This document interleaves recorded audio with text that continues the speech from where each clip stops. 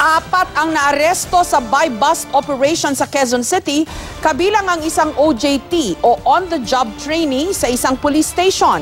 Ang kasabwat daw ng mga suspect nakakapag-operate pa rin habang nakakulong sa bikutan dahil din sa illegal na droga. May report si Cesar Apolinario.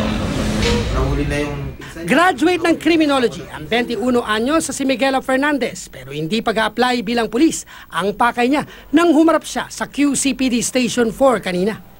Pinadedetalye sa kanya ng hepe ng QCPD Station 4 kung bakit siya nasangkot sa iligal na transaksyon ng droga sa kanilang lugar. Bukod kay Fernandez, kasama ring naaresto ang isang lalaki na tulak umano ng droga at dalawang menor de edad na dalagita at binatilyo kahapon sa kanilang bahay sa Barangay Santa Monica, Novaliches, Quezon City. Kinuntsaba umano ni Fernandez ang dalawang menor de edad para iwas bulilyaso pero dahil na surveillance na sila, di na sila nakaporma ng arestuhin sa ikinasang buy-bust operation.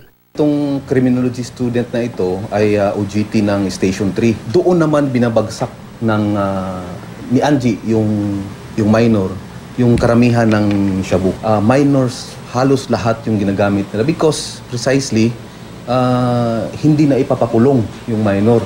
So at saka bihira tayong magduda na yung minor is involved sa illegal drugs.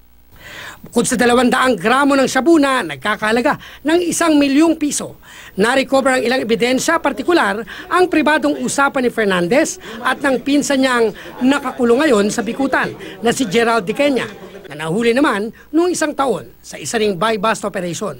Habang nakakulong si Diqueña, tinatawagan umano nito si Fernandez para ikalat ang droga. Si Fernandez ang umano'y budegera at ang kita sa droga idinideposito raw sa bank account ni Diqueña. ang tulong kasi nabuo yung ano namin, yung Churi, yung connection nila, yung connection dun sa loob, yung connection ni Gerald. At saka paano Saka magkakamag-anak nga pala to. Dahil sa pagkakahuli kay Fernandez, natunto naman ang drug den di umano sa barangay Nagkakaisang Nayon sa Quezon City rin. Sa isinagawang follow-up operation, naaresto ang 9 na katao kabilang ang 3 babae. Nakipag-ugnayan na rin ang QCPD sa iba pang ahensya para imbestigahan ang pagkakasangkot ni Diqueña na kahit nakakulong ay nag-ooperate pa rin. Tumangging magbigay ng pahayag ang mga suspect. Cesar Apolinario, GMA News.